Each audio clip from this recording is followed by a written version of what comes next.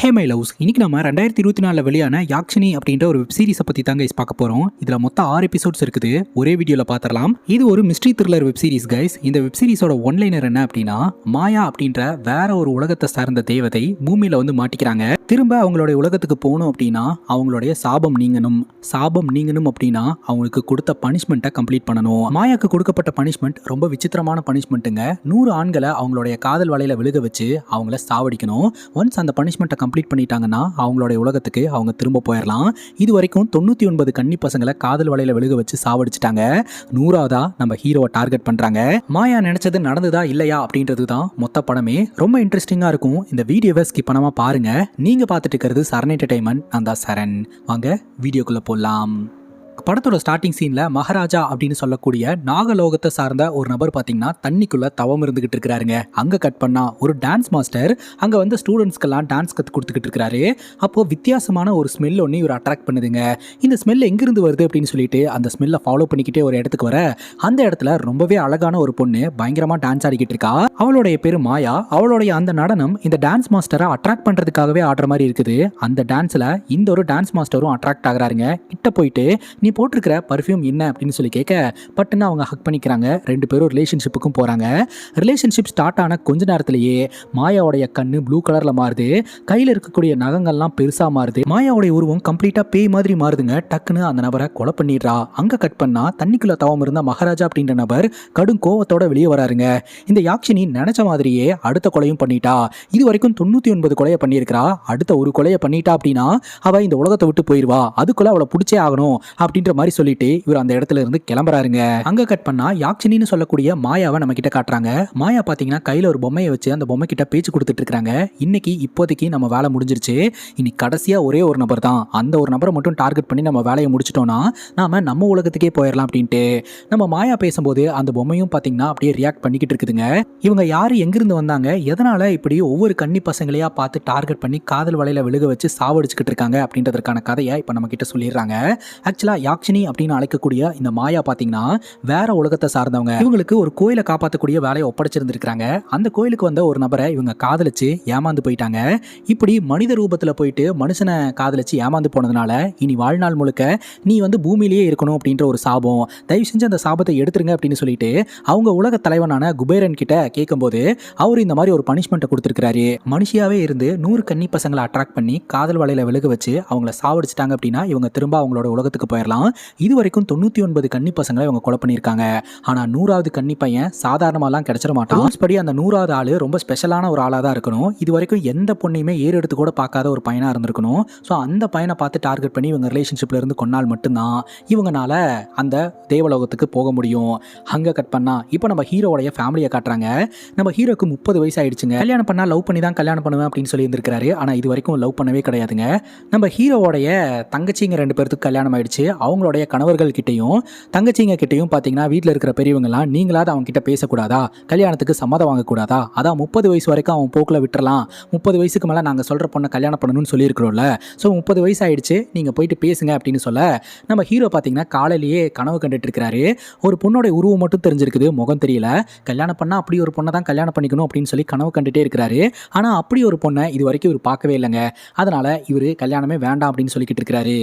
அப்புறம் நம்ம ஹீரோ ஒரு ஹோட்டலில் மேனேஜராக ஒர்க் பண்ணிட்டு இருக்காருங்க. அங்கே போன உடனே நம்ம ஹீரோடைய ஃப்ரெண்ட்ஸ் எல்லோருமே நம்ம ஹீரோவை திட்டிக்கிட்டு இருக்காங்க. எதுக்காக வீட்டில் பொண்ணு பார்க்கறதுக்கு நீ வேணான்னு சொல்லிக்கிட்டு இருக்க, நம்ம செட்டில் எல்லாருக்குமே கல்யாணம் ஆயிடுச்சு, ஸோ நீயும் சீக்கிரமாக ஒரு கல்யாணத்தை பண்ணிக்க அப்படின்ற மாதிரி சொல்கிறாங்க. ஆனால் ஹீரோ சொல்கிறாரு, காலையில் எனக்கு ஒரு கனவு வந்தது, அந்த கனவுல ஒரு பொண்ணு வந்தா, ஆனால் அந்த பொண்ணோடைய முகத்தை நான் பார்க்கவே இல்லை, ஆனால் அந்த மாதிரி ஒரு பொண்ணு வந்துச்சுன்னா நல்லா இருக்கும் அப்படின்ற எதிர்பார்ப்பு எனக்கு இருக்குது அப்படின்னு சொல்லிட்டு அவள் எங்கே இருக்காளோ அப்படின்ட்டு அவரோட வேலையை பார்க்கறதுக்காக போயிடுறாரு. கட் பண்ணா நம்ம மாயா பார்த்தீங்கன்னா 100ஆவது நபரை தேடிக்கிட்டு இப்போ ஒரு ஐடி கம்பெனியில் ஜாயின் பண்ணுறாங்க. அங்க இருக்கிற எல்லா பசங்களும் மாயாவை பார்த்து பயங்கரமா ஃப்ளோட் பண்ணிக்கிட்டு இருக்காங்க. அங்க இருக்கிற ஒரு பொண்ணு பாத்தீங்கன்னா மாயா கிட்ட இங்க இருக்கக்கூடிய பசங்களுக்கு பொண்ணுங்க ஒரு டிராஃபி மாதிரி, ஸோ அந்த டிராஃபி எப்படியாவது எடுத்துட்டோம், வின் பண்ணிட்டோம் அப்படின்னு சொல்லி எல்லாத்துக்கிட்டையும் பெருமையா பேசணும் இல்லையா, அதுக்காக சைட் அடிப்பானுங்க, அதெல்லாம் பெருசா எடுத்துக்காதீங்க அப்படின்னு சொல்ல ஒரே ஒருத்தர் மட்டும் சைட் அடிக்கவே இல்லைங்க. அது யாரு அப்படின்னு சொல்லி கேட்க, அவர் தான் இந்த குரூப்லேயே பார்த்தீங்கன்னா கொஞ்சம் வித்தியாசமானவர். அவர் இது வரைக்கும் எந்த பொண்ணுங்க கூடயுமே நான் பேசி பார்த்ததே கிடையாது, கொஞ்சம் ஷை டைப்பு அப்படின்னு சொல்ல மாயாக்கு ரொம்ப சந்தோஷமா இருக்கு. ஏன்னா அவங்களோட ரூல்ஸ் படி எந்த பொண்ணையுமே ஏறெடுத்து பார்க்காத, டச் பண்ணாத ஒரு பையனை தான் 100வது ஆளா பலி கொடுக்கணும் இல்லையா? ஸோ இவனை பலி கொடுத்துட வேண்டியதான் அப்படின்னு சொல்லிட்டு இவங்க போய் வாண்டடா பேச்சு கொடுக்க ஆரம்பிக்கிறாங்க. ராத்திரி டின்னர் போலாமா அப்படின்னு கூப்பிட அவரும் ஓகே எனக்கு தெரிஞ்ச ஒரு ஹோட்டல் இருக்கு அங்கே போகலாம் அப்படின்னு சொல்ல மாயா சீக்கிரமாகவே கிளம்பி வந்து அந்த நபருக்காக அங்கே வெயிட் பண்ணிக்கிட்டு இருக்க நம்ம ஹீரோ பார்த்தீங்கன்னா மாயாவை பார்க்குறாரு. பார்த்த உடனே ஹீரோக்கு பிடிச்சி போயிருது. நம்ம ஹீரோவுடைய கனவுல வந்த பொண்ணு அப்படியே இந்த மாதிரி தான் இருந்தா, ஸோ நான் எதிர்பார்க்கக்கூடிய பொண்ணு இந்த பொண்ணு தான் அப்படின்னு சொல்லிட்டு இன்ட்ரெஸ்ட் காட்ட ஆரம்பிக்கிறாரு. பார்த்தா அந்த இடத்துக்கு அந்த நபர் வந்துடுறாரு. ஸோ இந்த பொண்ணு யாருக்காகவோ வெயிட் பண்ணிட்டு இருந்தா, ஸோ இவ கமிட்டட் தான் அப்படின்னு சொல்லிட்டு ஹீரோக்கு ஒரு மாதிரி அப்செட் ஆயிருதுங்க. அப்போ பார்த்தீங்கன்னா மாயா அந்த நபர்கிட்ட சிரிச்சு சிரிச்சு பேசிக்கிட்டு இருக்காங்க. அது மேலும் நம்ம ஹீரோக்கு பயங்கரமா அப்செட் ஆகுதுங்க. இதுக்கு மேலே நமக்கு பிடிச்ச மாதிரி ஒரு பொண்ணு வரும் அப்படின்னு வெயிட் பண்ணுறதெல்லாம் ரொம்ப வேஸ்ட்டு. அதனால வீட்டில் பார்க்குற பொண்ணையே கல்யாணம் பண்ணிக்கலாம் அப்படின்னு சொல்லிட்டு ஃபேமிலியோட இப்போ ஒரு பொண்ணு பார்க்கறதுக்காக வந்திருக்காங்க. அந்த பொண்ணும் பார்க்க அழகா இருக்கு அப்படின்ட்டு ஹீரோ ஓகே அப்படின்ட்டு ஸ்டாண்டில் தான் இருக்கிறாரு. ஆனால் வீட்டில் இருக்கிற மற்றவங்கலாம் பார்த்தீங்கன்னா இந்த பொண்ணை பற்றி தெரிஞ்சுக்கணும் அப்படின்னு கேள்வி கேட்க ஆரம்பிக்கிறாங்க. இந்த பொண்ணு சாட்டர்டே சண்டேலாம் நான் வெளியே போக மாட்டேன், வீட்டில் உட்காந்து ப்ரேயர் பண்ணுவேன், எனக்கு கடவுள் நம்பிக்கை ரொம்ப அதிகம் அப்படின்ற மாதிரி சொல்லுது. அது மட்டும் இல்லாமல் இன்னொரு தங்கச்சியை இம்ப்ரெஸ் பண்ணுற மாதிரி எனக்கு சமையல் ரொம்ப பிடிக்கும்னு சொல்லுது. அப்புறம் இன்னொரு தங்கச்சி இம்ப்ரெஸ் பண்ணுற மாதிரி கொரியன் சீரிஸ் எல்லாம் நான் பார்ப்பேன் அப்படின்ற மாதிரி சொல்லுது. அதனால வீட்டில் இருக்கக்கூடிய எல்லாருக்குமே பார்த்தீங்கன்னா இந்த பொண்ணோடைய கேரக்டர் ரொம்ப பிடிச்சி போயிருது. அதுக்கப்புறம் நம்ம ஹீரோ அந்த பொண்ணுக்கிட்ட தனியாக பேசலாம்னு நினைக்கிறாரு. அந்த பொண்ணு பட்டுன்னு ஹீரோ கிட்ட ஐ லவ் யூ சொல்லிடுதுங்க. ஹீரோக்கு ரொம்ப சந்தோஷம். சரி இந்த பொண்ணையே கல்யாணம் பண்ணிக்கலாம்னு முடிவு எடுத்துறாரு. அங்கே கட் பண்ணா மாயா ஆஃபீஸில் பார்த்த அந்த கன்னி பையனை பார்த்தீங்கன்னா வீட்டுக்கு இன்வைட் பண்ணியிருக்காங்க. அவர் வீட்டுக்கு வரதுக்கு முன்னாடியே ஒரு ஆம்பியன்ஸ் எல்லாம் கிரியேட் பண்ணிடலாம் அப்படின்ட்டு ஒரு ரொமான்டிக்கான ஆம்பியன்ஸை கிரியேட் பண்ணி வச்சிருக்காங்க. அவர் வந்தோடனே பயங்கரமாக தயங்குறாரு. அவர் என்ன தயங்கினாலும் பரவாயில்ல, இவங்க வேலையை முடிச்சுட்டு அவங்க உலகத்துக்கு போயிடலாம் அப்படின்னு நினைக்கிறாங்க. அப்போ அவர் இம்பார்ட்டண்ட்டான ஒரு விஷயத்த உங்ககிட்ட சொல்லணும்னு சொல்கிறாரு. என்ன அப்படின்னு சொல்லி கேட்க, நீ நினைக்கிற மாதிரி நான் எந்த பொண்ணையும் ஏறெடுத்து பார்க்காத பையன்லாம் கிடையாது, நானும் நார்மலான பையன் தான், நான் வந்து உன்ட்ட நல்ல மாதிரி காமிச்சிக்கிட்டேன், இந்த மாதிரிலாம் இருந்தால் தானே உன்ன மாதிரி ஒரு பொண்ணு எனக்கு கிடைப்பா அப்படின்ற மாதிரி சொல்லவும் உடனே மாயாவுக்கு பயங்கர கோவம் வந்துடுதுங்க. உடனே அவங்களுடைய நிஜ உருவத்தை காமிச்சிடுறாங்க. அதை பார்த்து அவர் அப்படியே மயக்கம் போட்டு விழுந்துடுறாரு. வெளியிருந்து இதை யாரோ ஒருத்தங்க பார்த்துட்டு இருக்கிற மாதிரி நம்ம கிட்ட காட்டுறாங்க. மன உளைச்சலுக்கு உள்ளான மாயா பார்த்தீங்கன்னா ஒரு மரத்து மேலே போய் உட்காந்துட்டு பயங்கரமாக அழுவ ஆரம்பிக்கிறாங்க. என்னடா அது இப்படி ஆகி போச்சே, நான் சீக்கிரமாக என் வேலையை முடிச்சுட்டு என் உலகத்துக்கு போகலான்னு பார்த்தா இது இழுத்துக்கிட்டே போயிட்டு இருக்கு அப்படின்ட்டு அழுதுகிட்டு இருக்கிறாங்க. அங்கே கட் பண்ணா நம்ம ஹீரோக்கான திருமண ஏற்பாடுலாம் பண்ணியிருக்காங்க. பயங்கர செலிப்ரேஷனில் எல்லோரும் ஹாப்பியாக இருக்காங்க. அப்போ நம்ம ஹீரோ பார்த்தீங்கன்னா இந்த அரேஞ்ச் மேரேஜை நான் லவ் மேரேஜாக மாற்ற போகிறேன், நான் போய் ரிங்கு கொடுத்து ப்ரப்போஸ் பண்ண போகிறேன் அப்படின்னு சொல்லிட்டு நம்ம ஹீரோ அந்த பொண்ணை பார்க்கறதுக்காக போகிறாருங்க. அந்த பொண்ணு பார்த்தீங்கன்னா அந்த பொண்ணோட பாய் ஃப்ரெண்டு கிட்ட பயங்கரமாக பேசிக்கிட்டு இருக்குது. இவன் கூட கல்யாணம் மட்டும்தான், மற்றதெல்லாம் உங்க கூட தான், எனக்கு எப்படியோ ஒரு இழிச்ச வாங்கி கிடச்சிட்டான், நம்மளோட ரிலேஷன்ஷிப்பை அப்படியே கண்டினியூ பண்ணலாம் அப்படின்னு பேசிக்கிட்டு இருக்க பின்னாடி நின்று இதை நம்ம ஹீரோ கேட்டுடுறாரு. இதை பார்த்த இந்த பொண்ணு பயங்கர ஷாக் ஆகுறா. அதுக்கப்புறம் கொஞ்சம் கூட யோசிக்காமல் பிளாக்மெயில் பண்ணுறா. இந்த விஷயத்தை போய் நீ வீட்டில் சொல்லி கல்யாணத்தை நிப்பாட்டினா வயசானவங்க 2 பேரும் உன் வீட்டில் இருக்காங்க, ஹார்ட் அட்டாக்லேயே இறந்து போயிடுவாங்க, வேறு வழியே இல்லை, நீ எனக்கு கல்யாணம் பண்ணியே ஆகணும் அப்படின்ற மாதிரி சொல்ல ஹீரோ பயங்கர ஷாக்கோட அந்த இடத்த விட்டு கிளம்பி வந்துடுறாரு. எனக்கு இந்த கல்யாணம் வேணாம் அப்படின்ட்டு. அதே சமயம் இந்த மாயா அழுதுகிட்டு இருந்தாங்க இல்லையா, அந்த மரத்துக்கு கீழே போய் உட்காந்து ஒரு லெட்டர் எழுதி வைக்கிறாரு.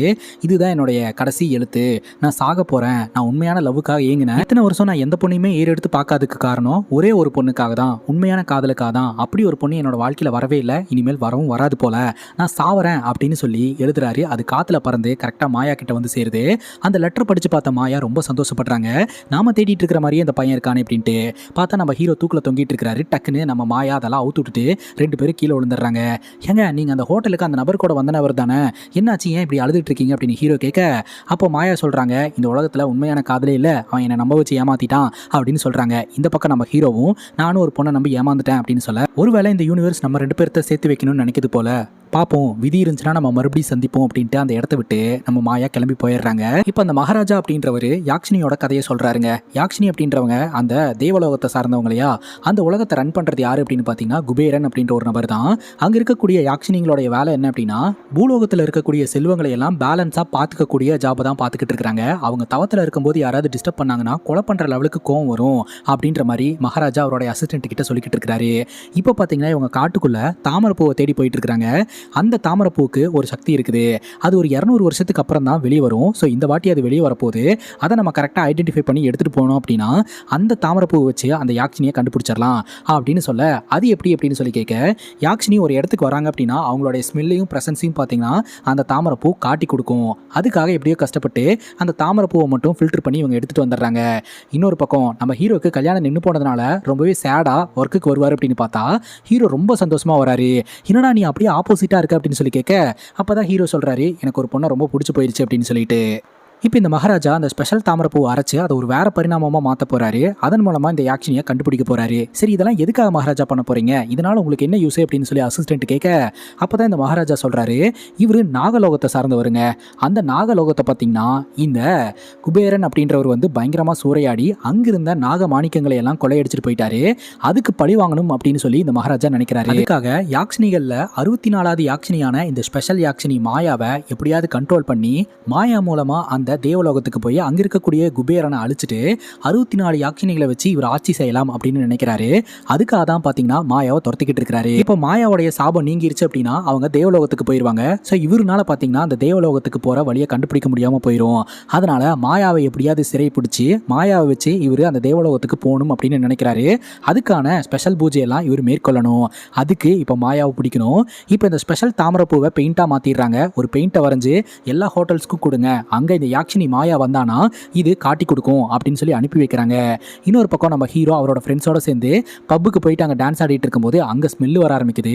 என்னடா அது நம்மால் ஸ்மெல் மாதிரியே இருக்கு அப்படின்னு பார்த்தா அந்த இடத்துக்கு நம்ம மாயா வந்திருக்காங்க. 2 பேரும் ஒன்னா சேர்ந்து டான்ஸ் எல்லாம் ஆடுறாங்க. நான் தான் சொன்னல, விதி இருந்தா நம்ம மறுபடியும் மீட் பண்ணுவோம் அப்படின்னு சொல்லிட்டு இவங்க 2 பேரும் ஒன்னா சேர்ந்து சரக்கெல்லாம் அடிச்சு முடிச்சுட்டு கிளம்புறாங்க. அப்போ மாயா பார்த்தீங்கன்னா நம்ம ஹீரோவை வீட்டுக்கே கூட்டிட்டு போயிடுறாங்க. அப்போ மாயா நம்ம ஹீரோ கிட்ட அப்ரோச் பண்ண ஆரம்பிக்கிறாங்க. ஆனால் ஹீரோ பார்த்தீங்கன்னா அதுக்கு கொஞ்சம் கூட இடம் கொடுக்காம நான் இப்போதைக்கு கிளம்புறேன் அப்படின்னு சொல்லிட்டு வெளியே வந்துடுறாரு. பார்த்தா காரை ஓட்டிட்டு வந்தது வேற யாரும் கிடையாது, தங்கச்சி புருஷன். யாரா அந்த பொண்ணு கூட என்னடா பண்ணிட்டு இருந்தா அப்படின்னு சொல்லி கேட்க, அச்சச்சோ நம்ம மாட்டிக்கிட்டோமா அப்படின்னு சொல்லிட்டு இவர் ஃபீல் பண்ண ஆரம்பிக்கிறாரு. அதுக்கப்புறம் வீட்டில் எல்லாரும் ஒன்று கூடி யார் அந்த பொண்ணு, எப்படி அந்த பொண்ணை எங்கிருந்து கூட்டிட்டு வர அப்படின்லாம் கேட்க, அப்பதான் ஹீரோ சொல்றாரு, இப்பதான் எனக்கு அந்த பொண்ணை பிடிக்க ஆரம்பிச்சிருந்துருக்குது, நான் இன்னும் அந்த பொண்ணு கிட்ட காதலே சொல்லல, 2 பேரும் காதெல்லாம் சொல்லி கன்ஃபார்ம் ஆனதுக்கப்புறம் நானே உங்ககிட்ட நேரடியாக சொல்றேன் அப்படின்ற மாதிரி சொல்லிடுறாருங்க. இப்போ மாயா கால் பண்ணி உன்னை மீட் பண்றதுக்காக ஹோட்டலுக்கு வரேன் அப்படின்ற மாதிரி சொல்லிடுறாங்க. அந்த ஹோட்டலில் தான் பார்த்தீங்கன்னா இந்த மகாராஜா அனுப்பி வச்ச பெயிண்டிங்கை மாட்டி வச்சிருக்காங்க. காம்ப்ளிமெண்ட் அப்படின்னு சொல்லிட்டு ஃப்ரீயாக தான் மாட்டி வச்சிருக்காங்க. கரெக்டாக அந்த இடத்துக்கு மாயா வராங்க. நம்ம ஹீரோ கிட்ட நம்ம டின்னருக்கு போகலாமா, யாரும் இல்லாத இடத்துக்கு டின்னர் போகலாமா அப்படின்னு சொல்லி கூப்பிட, போகலாமே அப்படின்னு சொல்லிட்டு இவங்க 2 பேரும் அந்த இடத்துலேருந்து கிளம்பி போகிறாங்க. அப்போ யாரோ ஒரு லேடி இவங்க 2 பேரும் கிளம்பி போகிறத பார்க்குற மாதிரி நம்ம கிட்ட காட்டுறாங்க. அவங்க யார் என்னன்னு தெரியல. ஆனால் அவங்க நகர்ந்து போன உடனே பார்த்தீங்கன்னா அங்கே இருக்கக்கூடிய ப்ளூ கலர் பெயிண்டிங் அப்படியே கொஞ்சம் சஃப்ரான் கலரில் மாறுற மாதிரி இருக்குது. இப்போ நம்ம ஹீரோவும் மாயாவும் பார்த்தீங்கன்னா ஆள் நடமாட்டம் இல்லாத ஒரு இடத்துல டென்ட் போட்டு கேம்ப் ஃபயர்லாம் ஏற்படுத்தி ஒரு ரொமான்டிக்கான வைபில் உட்காந்துக்கிட்டு இருக்காங்க. அப்போ மாயா ஹீரோ கிட்ட அப்ரோச் பண்ணும்போது ஹீரோ ஜென்டலாக அவாய்ட் பண்ணிடுறாரு. ஏன் அவாய்ட் பண்ணுற அப்படின்னு கேட்கும்போது எல்லாம் கல்யாணத்துக்கு அப்புறம் வச்சுக்கலாம் அப்படின்னு ஹீரோ சொல்கிறாரு. ரொமான்ஸுக்கும் கல்யாணத்துக்கும் என்ன சம்மந்தம் அப்படிங்கும்போது, அப்படி இல்லை, என்னுடைய அப்பா ஒரு விமனைசர், அதனால என்னுடைய அம்மா ரொம்ப கஷ்டப்பட்டாங்க. அப்போ என்னுடைய அம்மா வந்து என்கிட்ட ஒரு ப்ராமிஸ் வாங்கியிருந்தாங்க, உனக்கு எந்த பொண்ணை பிடிச்சாலும் நீ எந்த பொண்ணை காதலிச்சாலும் கல்யாணத்துக்கு அப்புறம் தான் நீ டச் பண்ணணும், அந்த பொண்ணுக்கு நீ உண்மையாக இருக்கணும் அப்படின்ட்டு, அதனால தான் நான் கல்யாணத்துக்கு அப்புறம் உன்னை டச் பண்ணுறேன்னு சொல்கிறேன் அப்படின்ற மாதிரி சொல்லிடுறாரு. அங்கே கட் பண்ணா இந்த விஷயத்தையெல்லாம் வந்து ஹீரோ தன்னோட ஃப்ரெண்ட்ஸ் கிட்ட ஷேர் பண்ண, ஏன்டா இப்படி மாடா இருப்பாங்க, அந்த பொண்ணுக்கு தான் அவனை பிடிச்சிருக்கல அப்புறம் என்ன அப்படின்ற மாதிரி திட்டிக்கிட்டு இருக்காங்க. இன்னொரு பக்கம் அந்த பெயிண்டிங் வந்து கலர் மாறிச்சு இல்லையா, அந்த இன்ஃபர்மேஷன் பார்த்தீங்கன்னா இந்த மகாராஜாக்கு தெரிய வருது. அந்த பெயிண்டிங்கில் இருக்கக்கூடிய துகளை எடுத்து மந்திரம் போட்டு பறக்க விடுறாருங்க. அந்த துகள் பார்த்தீங்கன்னா இந்த யாக்ஷினி இருக்கக்கூடிய இடத்த காட்டும். அந்த துகளை ஃபாலோ பண்ணிகிட்டே போகலாம் அப்படின்னு சொல்லிட்டு அந்த ஒரு பர்டிகுலர் வெளிச்சத்தை ஃபாலோ பண்ணிகிட்டே இவங்க போக ஆரம்பிக்கிறாங்க. அது காட்டுக்குள்ளே போக ஆரம்பிக்குது. நம்ம மாயா மரத்து மேலே உட்காந்து அவங்க கிட்ட இருக்கக்கூடிய பொம்மை கிட்ட புலம்பிக்கிட்டு இருக்கிறாங்க. இவன் என்னடா அநியாயத்துக்கு நல்லவனா இருக்கிறான், இவனை வச்சுட்டு எப்படி என் காரியத்தை முடிச்சுட்டு நான் உலகத்துக்கு போவேன் அப்படின்ட்டு. இன்னொரு பக்கம் இந்த மகாராஜா நம்ம மாயாவை பிடிக்கிறதுக்காக அந்த வெளிச்சத்தை ஃபாலோ பண்ணிட்டு வந்துகிட்டு இருக்காரு. இன்னொரு பக்கம் நம்ம ஹீரோ மாயாவை கஷ்டப்படுத்திட்டோமோ அப்படின்னு சொல்லிட்டு ரொம்பவே ஃபீல் பண்ணிக்கிட்டு இருக்காருங்க. எண்ட் ஆஃப் த டே அந்த வெளிச்சம் பார்த்தீங்கன்னா இந்த யாக்ஷினி இருக்கிற இடத்த காட்டி கொடுத்துருச்சு. இவர் அந்த மந்திர வலையெல்லாம் வச்சு பறக்க விடுறாரு. அங்கே இருக்கக்கூடிய மாயா பயங்கரமாக ஓட ஆரம்பிக்கிறாங்க. ஒரு கட்டத்துக்கு மேலே எப்படியோ இந்த மகாராஜா பிடிச்சிடுறாரு. பார்த்தா அது மாயா இல்லைங்க, வேற யாரோ. என்ன மகாராஜா இது தப்பா காட்டிருச்சா அப்படிங்கும் போது, இல்லை 64 யக்ஷினியில் இவ்வளோ ஒரு யக்ஷினி, இவ பேரு ஜுவாலா, இவளும் குபேரனோட சாபத்தினால இந்த பூமியில் மாட்டிக்கிட்டு இருக்கா அப்படின்னு சொல்லிட்டு மகாராஜா பார்த்தீங்கன்னா இந்த ஜுவாலாவை மிரட்டுறாரு. நீ வந்து மாயா எங்கே இருக்கா அப்படின்றத பார்த்து என்கிட்ட கொண்டாந்து கொடுக்கல அப்படின்னா உன்னுடைய பவர் உனக்கு கிடைக்காது அப்படின்னு சொல்லவும் ஜுவாலாவும் சரின்னு கேட்டுக்கிறாங்க. படத்தோட ஸ்டார்டிங்கில் அந்த ஐடி கம்பெனியில் வேலை பார்க்குறவரை மாயா வீட்டுக்கு கூப்பிட்டு வரும்போது அவங்க கோவப்பட்டு அவங்களோட உருவத்தை மாற்றிருப்பாங்க இல்லையா, வெளியிருந்து கூட ஒரு லேடி பார்த்துட்டு இருப்பாங்க. அது வேற யாரும் கிடையாது, இந்த ஜுவாலா தான். அதுக்கப்புறம் ஹோட்டலில் நம்ம ஹீரோவும் மாயாவும் பேசிட்டு கிளம்பும் போது அங்கே நின்று ஒரு லேடி பார்த்துட்டு இருப்பாங்க இல்லையா, அதுவும் பார்த்தீங்கன்னா ஜுவாலா தான். அங்கே கட் பண்ணால் நம்ம ஹீரோ பார்த்தீங்கன்னா மாயாவை பண்ண மரத்துக்கிட்ட வந்துட்டு, மாயா ஏன் நான் புரிஞ்சுக்க மாட்டேன்றா, அம்மாட்ட ப்ராமிஸ் பண்ணதுனால தான் நான் இப்படி இருக்கேன் அப்படின்னு சொல்லிக்கிட்டு இருக்கும்போதே கரெக்டாக அந்த இடத்துக்கு மாயா வந்து நான் உன்னை அண்டர்ஸ்டாண்ட் பண்ணிக்கிறேன் அப்படின்னு சொல்லிட்டு ஹக் பண்ணிப்பாங்க. ஆக்சுவலாக மாயா வந்து கிடைச்சது ஒருத்தன் தான், இவனை சரியாக பயன்படுத்திக்கணும் அப்படின்னு நினைக்கிறாங்க. அங்கே கட் பண்ணால் ஒரு ஃப்ளாஷ்பேக்கை காட்டுறாங்க. இந்த மகாராஜா சின்ன பையனாக இருக்கும்போது மகாராஜாவுக்கு ஒரு குரு இருந்தாருங்க. இந்த குரு பார்த்தீங்கன்னா ஒரு குறிப்பிட்ட கோயிலுக்கு கூட்டிகிட்டு போயிட்டு, இங்கே தான் வந்து நாம தேடிட்டு இருக்கக்கூடிய அந்த யக்ஷினி இருக்கிறா, அவளுடைய பேரு மாயா, அதாவது பார்வதி தேவியோட வேர்வியில் பிறந்தவ தான் இந்த 64வது யக்ஷினி. இவ ரொம்ப ஸ்பெஷல் அப்படின்றதுனால இவளுக்கு நிறைய பவர் இருக்கும். அது மட்டும் இல்லாமல் இவ ரொம்ப அழகா இருப்பா. இவளுக்கு இந்த பர்டிகுலர் கோயிலை வந்து பாதுகாக்கிறது தான் டியூட்டி. இந்த இடத்துல கண்ணுக்கே தெரியாத உருவத்துல தான் அவ இருப்பா அப்படின்னு சொல்லிட்டு அந்த இடத்துக்கு இந்த குரு பார்த்தீங்கன்னா நம்ம மகாராஜாவை கூட்டிட்டு போறாருங்க. அங்க வச்சு ஒரு பூஜை பண்ணி எப்படியாவது இந்த மாயா அப்படின்ற யக்ஷினியை நம்ம வலையில விழுக வச்சிட்டோம் அப்படின்னா இதை பயன்படுத்தி நாம அந்த தேவலோகத்துக்கு போயிட்டு குபேரனை கண்ட்ரோல் பண்ணி நம்ம ஆட்சி அங்கே வச்சிடலாம் அப்படின்னு சொல்லி பிளான் பண்ணியிருக்கிறாரு. அங்கே பூஜை பண்ணிக்கிட்டு இருக்கும்போதே கண்ணுக்கு தெரியாத மாயாவுடைய உருவம் மிரட்டுது. இந்த மாதிரிலாம் பண்ணாத, நீ வந்து உன்னோட லிமிட்டை தாண்டிக்கிட்டு இருக்க, இதுக்கு நீ கண்டிப்பாக அனுபவிப்ப அப்படின்ட்டு. ஆனால் இந்த குரு பயங்கரமாக மிரட்டுறாரு, பூஜையெல்லாம் பண்ணுறாரு. ஆனால் அந்த பூஜை ஒர்க் அவுட் ஆகலைங்க. இந்த மாயா பார்த்தீங்கன்னா அந்த இடத்துக்கு வந்து இந்த குருவை சாவடிச்சிடுறாங்க. இந்த சம்பவம் நடக்கும்போது சின்ன பையனாக இருக்கக்கூடிய மகாராஜா ஒளிஞ்சிருந்து இந்த மாயா அப்படின்ற யக்ஷினியை பார்த்துக்கிட்டு இருக்கிறாரு. அப்போ மாயா வந்து சொல்கிறாங்க, இந்த மாதிரி என்ன நீ வீழ்த்தணும் அப்படின்னா போர்னாலேயோ தந்திரத்தினாலேயோ வீழ்த்தவே முடியாது அப்படின்ட்டு. இது பார்த்தீங்கன்னா மகாராஜாவோடைய மைண்டில் நல்லாவே பதிவாயிருதுங்க. ஆக்சுவலாக இந்த யக்ஷினிக்கெல்லாம் வந்து வயசே ஆகாதுங்க. அவங்க எப்படி இருக்காங்களோ அவங்க அப்படியே தான் இருப்பாங்க. இப்போது நம்ம மகாராஜா வந்து பெரிய ஆள் ஆயிட்டாரு. அங்கே கட் பண்ணா இப்போ ஃபேமிலி ஆட்கள் கிட்ட எனக்கு மாயாவை பிடிச்சிருக்கு அப்படின்ற மாதிரி சொல்லிட்டாரு. இப்போ ஃபேமிலி ஆட்கள் அந்த பொண்ணுகிட்ட எப்படி இன்டர்வியூ பண்ணாங்களோ அதே மாதிரி மாயா கிட்ட கேள்வி கேட்கும்போது மாயா சொல்கிற பதில் எதுவுமே வந்து ஃபேமிலி ஆட்களுக்கு பிடிக்கவே இல்லை. மாயாவையே பிடிக்கல, அதனால வேணான்றாங்க. ஆனால் ஹீரோ இது வரைக்கும் எனக்கு எந்த பொண்ணையும் பிடிக்கல, ஆனால் இந்த பொண்ணை எனக்கு பிடிச்சிருக்கு, கல்யாணம் பண்ணி வைங்க அப்படின்ற மாதிரி சொல்லவும் சரி வேறு வழியே இல்லை, நம்ம ஹீரோக்கு பிடிச்சிருக்கு அப்படின்னு சொல்லிட்டு ஹீரோவை கல்யாணம் பண்ணி வைக்கலாம்னு நினைக்கிறாங்க. அப்போ பார்த்தீங்கன்னா அந்த இடத்துக்கு ஜுவாலா அப்படின்ற ஒருத்தவங்க வராங்க. அவங்க மாயாவோடைய அக்கா அப்படின்ற மாதிரி சொல்லி இன்ட்ரோ ஆகிக்கிறாங்க. இவளுக்கு யாரும் இல்லைன்னா ஃபீல் பண்ண வேணாம், நான் இருக்கேன், இவளுக்கு நான் முன்னாடி இருந்து இவ சைடில் இருந்து கல்யாணம் பண்ணி வைக்கிறேன் அப்படின்ற மாதிரி சொல்லவும் வீட்டில் இருக்கிறவங்க ஓகே சொல்லிடுறாங்க. இப்போ ஜுவாலாவும் மாயாவும் பார்த்தீங்கன்னா ஒரு இடத்துல மீட் பண்ணிக்கிறாங்க. உன்னை சந்திச்சதும் நீ வந்து என்னை காப்பாற்றதும் எனக்கு ரொம்ப சந்தோஷமா இருக்கு அப்படின்னு மாயா சொல்ல ஜுவாலா என்ன சாபத்தினால பூமியில் மாட்டிக்கிட்டு இருக்காங்க அப்படின்ற விஷயத்த சொல்கிறாங்க. ஆக்சுவலாக தெய்வலோகத்தில் இருக்கும்போது லாவண்ய ரசம் அப்படின்னு அழகாகக்கூடிய ரசத்தை திருடி குடிச்சிட்டாங்களாம். அது குபேரனுக்கு தெரிஞ்சு போச்சான். அதனால நீ பூலோகத்தில் தான் வாழணும் அப்படின்னு சாபம் கொடுத்து இங்கே அமுச்சு வச்சுட்டாங்க. ஆனால் நம்ம மாயாக்கு இந்த குபேரன் சொல்லியிருக்கிறார் இல்லையா, இந்த விஷயத்தை நீ ஃபாலோ பண்ணினா திரும்ப தெய்வலோகத்துக்கு வந்துடலான்ட்டு. ஆனால் ஜுவாலாக்கு அந்த மாதிரிலாம் எதுவுமே கொடுக்கல. அதனால அவங்க இங்கேயே தான் இருந்தாகணும் அப்படின்ற நிலமையில இருக்கிறாங்க. அங்கே கட் பண்ணா நம்ம ஹீரோடைய வீட்டு ஆளுங்கெல்லாம் ஒரு சாமியார் கிட்ட போயிட்டு கேட்கலாம் இந்த பொண்ணு ஓகேவானு, இல்லாட்டி கல்யாணம் பண்ண வேண்டாம் அப்படின்னு நினைக்கிறாங்க. அங்கே போனால் அந்த சாமியார் நீங்கள் கல்யாணம் பண்ணக்கூடாது, பண்ணி வச்சா பிரச்சனை வரும் அப்படின்ற மாதிரி சொல்கிறாங்க. அந்த சாமியார் பேசுறதெல்லாம் பார்க்கும்போது மாயாக்கு டவுட்டாக இருக்குது. யாரோ ஒருத்தங்க அந்த சாமியாரை கண்ட்ரோல் பண்ணுற மாதிரி எனக்கு ஃபீல் ஆகுது அப்படின்ட்டு. அப்போ ஜுவாலா பார்த்தீங்கன்னா அப்படியெல்லாம் எது இருக்காது, வா போகலாம் அப்படின்னு சொல்லிட்டு அங்கேருந்து போயிடுறாங்க. அந்த எதிர்ப்பையெல்லாம் மீறி நம்ம ஹீரோ பார்த்தீங்கன்னா மாயாவை கல்யாணம் பண்ணணும்னு சொல்கிறாரு. இப்போ நம்ம ஹீரோ பார்த்தீங்கன்னா ஆஃபீஸில் இருக்கிறவங்களுக்கெல்லாம் இன்விடேஷன் வைக்கும்போது அங்கே இருக்கிற ஒருத்தர் உன் கல்யாணமும் நார்மலாக தான் இருக்க போது, நீ என்ன செலிபிரிட்டியாக கூப்பிட போகிற அப்படிங்கும்போது உங்களுக்கு எந்த செலிபிரிட்டி வேணும் நான் கூப்பிட்றேன் அப்படின்னு சொல்ல, தோ இந்த பெயிண்ட் வரைஞ்சாங்களே அவங்கள ஃபஸ்ட்டு கூப்பிடு அப்படின்னு சொல்ல அந்த பெயிண்ட் வரைஞ்சவங்க யார் அப்படின்னு கண்டுபிடிச்சு மகாராஜாவோட வீட்டுக்கு போயிட்டு இன்விடேஷன் கொடுக்குறாருங்க. என்னோட ஆசீர்வாதம் உனக்கு இருக்கும் அப்படின்னு தட்டி விட்டு அவர் கிளம்பிடுறாருங்க. அதுக்கப்புறம் ஏதோ மறந்து வச்சிட்டேன் அப்படின்னு சொல்லிட்டு ஹீரோ திரும்ப அந்த வீட்டுக்குள்ள வராரு. பார்த்தா இந்த மகாராஜா டெட் பாடியெல்லாம் வச்சு பூஜை பண்ணிட்டு இருக்கிறத பார்த்து இவர் மிரண்டு போயிடுறாரு. பயத்தோட உச்சகட்டத்தில் வீட்டுக்கு ஓடி வந்து நம்ம மாயா கிட்ட இந்த விஷயத்தையெல்லாம் சொல்றாரு. மாயாக்கு பயங்கர அதிர்ச்சியா இருக்குது. ஓகே, இந்த மகாராஜா நம்மளை கண்ட்ரோல் பண்றதுக்காக அதெல்லாம் பண்ணிட்டு இருக்கான் அப்படின்னு சொல்லிட்டு அதுக்கு பேரெல்லாம் சொல்றாங்க. இது எப்படி உனக்கு தெரியும் அப்படிங்கும்போது அதெல்லாம் ஒன்றும் இல்லை அப்படின்ற மாதிரி சொல்லி நம்ம ஹீரோவை மழுப்பிடுறாங்க. இப்போ ஜுவாலா கிட்ட போயிட்டு மாயா இந்த விஷயத்த சொல்கிறாங்க. மகாராஜா என்னை கண்ட்ரோல் பண்ணுறதுக்கு இதெல்லாம் பண்ணிட்டு இருக்கான் அப்படின்ட்டு. அதுக்கு ஜுவாலா நீ எவ்வளோ சீக்கிரம் அவனை கல்யாணம் பண்ணி அவனை கொலை பண்ண முடியுமோ பண்ணிடு, அப்போ தான் உன்னால் தேவலோகத்துக்கு போக முடியும், இல்லாட்டி மகாராஜா அவனை கண்ட்ரோல் பண்ணிடுவான் அப்படின்ட்டு. இன்னொரு பக்கம் மகாராஜா கீழே இறங்கி வரும்போது அங்கே இருக்கிற தாமரையெல்லாம் கலர் மாறி இருக்கிறத பார்க்குறாரு. இது எப்படி கலர் மாறிச்சு அப்படின்னு சொல்லி கேட்க நம்ம ஹீரோ வீட்டுக்கு வந்தார் இல்லையா, அப்போ ஹீரோடைய ஷர்ட்டில் இருக்கிற மாயாவோடைய முடி அது மேலே பட்டிருக்குங்க. இன்விடேஷன் கொடுக்க வந்தவனுக்கும் இந்த மாயாக்கும் தொடர்பு இருக்குன்னு தேட ஆரம்பிக்கிறாருங்க. அங்கே கட் பண்ணா இந்த மாயா பயம்படுத்தின அந்த ஆஃபீஸ் ஸ்டாஃபு கோமாலிருந்து கண் முடிச்சிடுறாரு. இப்போ நம்ம ஹீரோக்கு வீட்டில் கல்யாண ஏற்பாடுலாம் பண்ணியிருக்காங்க இல்லையா, இப்படியோ அந்த இடத்துக்கு வந்துட்டு இந்த மாதிரி நீ கல்யாணம் பண்ண போகிறதா சொல்லிட்டு இருக்கல, அவள் பொண்ணே கிடையாது, அவள் போய் நம்பு அப்படின்னு சொல்லலாம். ஹீரோ நம்ப மாட்டேன்றாரு. கரெக்டாக அந்த இடத்துக்கு நம்ம மாயா நடந்து வராங்க. மாயாவை பார்த்ததே ஒரு பயந்து அந்த இடத்துலேருந்து ஓடிடுறாரு. இதுக்கு மேலே உன் இஷ்டம் அப்படின்னு சொல்லிட்டு. அப்போ பார்த்தீங்கன்னா இந்த மகாராஜா நம்ம மாயாவை அங்கேருந்து கூட்டிகிட்டு போகிறதுக்காக வந்திருக்கிறாருங்க. அப்போது மாயா வந்து இந்த மாதிரி மகாராஜா அப்படின்றவன் அதையும் இதையும் பண்ணி நம்ம ரெண்டு பேர்த்தோட கல்யாணத்தை நிப்பாட்ட பார்க்குறான், அவன் நல்லவனே கிடையாது, நம்ம ரெண்டு பேர்த்தோட கல்யாணம் நடக்கிறது தான் நமக்கு இப்போ முக்கியம், ஓடி போய் கல்யாணம் பண்ணிக்கலாம், உனக்கு என்ன கல்யாணம் பண்ணணும் அவ்வளோதானே, அது எப்படி நடந்தால் என்ன, வா ஓடி போய் கல்யாணம் பண்ணிக்கலாம் அப்படின்னு சொல்லிட்டு மாயா நம்ம ஹீரோ எப்படியே கன்வின்ஸ் பண்ணி அந்த இடத்துலேருந்து ரெண்டு பேரும் தப்பிச்சு ஓடிடுறாங்க. அந்த இடத்துக்கு வந்த நம்ம மகாராஜா பார்த்தீங்கன்னா ஜுவாலாவை பிடிச்சி மிரட்டுறாரு. மாயா கூடவே ட்ராவல் பண்ணிட்டு என்கிட்ட வந்து மாயா இருக்கிற இடத்த சொல்லவே இல்லை அப்படின்னு சொல்லிட்டு அந்த ரூம்குள்ளே பார்க்க அங்கே ஒரு மேப் கிடைக்குதுங்க. அந்த மேப் தான் பார்த்தீங்கன்னா தேவலோகத்துக்கு போகிறதுக்கான வழி. அங்கே போயிட்டு சில ரிச்சுவல்ஸ் எல்லாம் பண்ணால் இவருனால அந்த தேவலோகத்துக்கு போக முடியும். ஸோ மேப் கிடச்சிருச்சு அப்படின்ட்டு அந்த இடத்துலேருந்து ஹாப்பியாக கிளம்புறாரு. இன்னொரு பக்கம் நம்ம ஹீரோவும் மாயாவும் பார்த்தீங்கன்னா ஒரு கோயிலில் போயிட்டு கல்யாணம் பண்ணிக்கிறாங்க. இப்போது இந்த மகாராஜாவை தடுக்கிற மாதிரி ஏதோ ஒரு ட்ராப்புங்க. ஸோ அந்த ட்ராப்பில் அவர் மாட்டிக்கிறாரு. அங்கே கட் பண்ண ஒரு ஃப்ளாஷ்பேக்கை காட்டுறாங்க. மகாராஜா பார்த்தீங்கன்னா வளர்ந்ததுக்கப்புறம் இந்த மாயாவை மீட் பண்ணுறதுக்காக இதே கோயிலுக்கு வந்திருக்கிறாரு. இவரால் உள்ளே நுழைய முடியல, ஏன்னா இவர் நாகலோகத்தை சார்ந்தவர் இல்லையா. அப்போ மாயாவை கூப்பிடுறாரு. மாயா சண்டைக்கு நிற்கிறாங்க. சின்ன வயசாக இருக்கும்போது குரு கூட இந்த கோயிலுக்கு வரும்போது குருவை போட்டு தள்ளிட்டு இந்த மாயா சொல்லியிருப்பாங்க இல்லையா, மந்திரத்தினால என்னை வந்து உன்னால் வீழ்த்த முடியாது அப்படின்ட்டு. அப்போது இவர் காதல் வழியில் வீழ்த்தலாம் அப்படின்னு சொல்லிட்டு நம்ம மாயா அடிக்கடிக்க இவர் அன்பை காட்டுறாரு. அந்த காதலில் பார்த்தீங்கன்னா மாயா விழுந்துடுறாங்க. ஸோ பூலோகத்தில் ஒருத்தனை காதலிச்சு நீ ஏமாந்து போயிட்ட அப்படின்னு சொல்லிட்டு பனிஷ்மெண்ட் கிடைச்சது இல்லையா, அது இந்த மகாராஜாவை காதலிச்சு தான் நம்ம மாயா ஏமாந்துருக்காங்கன்னு இதுலேருந்து தெரியுதுங்க. இப்போ ப்ரெசென்ட்டில் மாயாக்கும் நம்ம ஹீரோக்கும் ஃபர்ஸ்ட் நைட்டுக்கான ஏற்பாடு பண்ணி வைக்கிறாங்க. ஒன்ஸ் ஃபர்ஸ்ட் நைட் கம்ப்ளீட் ஆனதுக்கப்புறம் மாயா நம்ம ஹீரோ போட்டு தள்ளிட்டு தெய்வலோகத்துக்கு போயிடுவாங்க. ஆனால் ஃபர்ஸ்ட் நைட் ஸ்டார்ட் ஆன கொஞ்ச நேரத்திலே கதவு தட்டுற சவுண்டு கேட்குது. என்னடா அது அப்படின்னு சொல்லிட்டு பார்த்தா இங்கே வந்து பாருங்க அப்படின்ற மாதிரி சொல்கிறாங்க. போய் பார்த்தா இவங்க குடும்பத்தை சார்ந்த ஒருத்தர் பேச்சு மூச்சு இல்லாமல் இருக்கிறாருங்க. அவர் ஹார்ட் அட்டாக்ல இறந்து போயிருக்கிறாருன்னு தெரிய வருது. அதனால் இவங்களுடைய ஃபர்ஸ்ட் நைட் பார்த்தீங்கன்னா கொலாப்ஸ் ஆயிடுது. இப்போ என்ன பண்ணுறதுன்னு தெரியல. வீட்டில் அவருக்கான இறுதி சடங்குக்கான ஏற்பாடுலாம் பண்ணுறாங்க.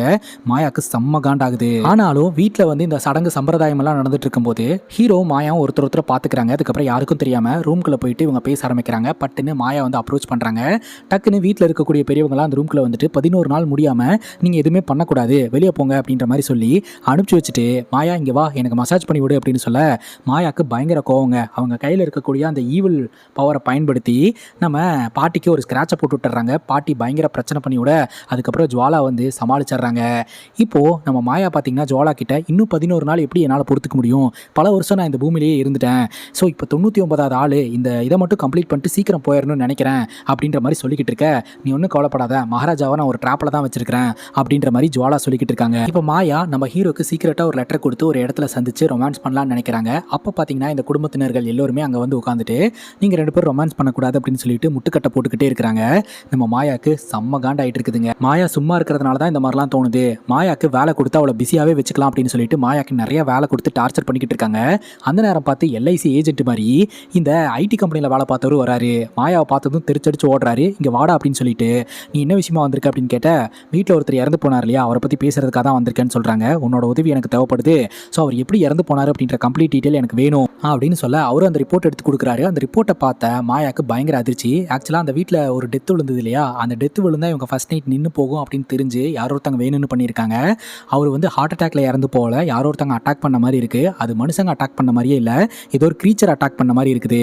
அப்போது நம்மளை தவிர இங்கே என்ன க்ரீச்சர் அப்படின்னு யோசிக்க அப்போ தான் தெரிய வருது கூட இருக்கக்கூடிய ஜுவாலா டபுள் கேம் விளையாடிட்டு இருக்கா அப்படின்ட்டு. இப்போ நம்ம ஹீரோ பார்த்தீங்கன்னா சரி வீட்டில் தான் இவங்க 2 பேர்த்த ஒன்றா சேர்ந்து இருக்க விட மாட்டேன்றாங்க அப்படின்ட்டு அவங்க இருக்கக்கூடிய அந்த ஹோட்டல்லையே பார்த்தீங்கன்னா ஒரு ரூமை புக் பண்ணி அங்கே 2 பேரும் ஒன்றா இருக்கலாம்னு நினைக்கிறாங்க.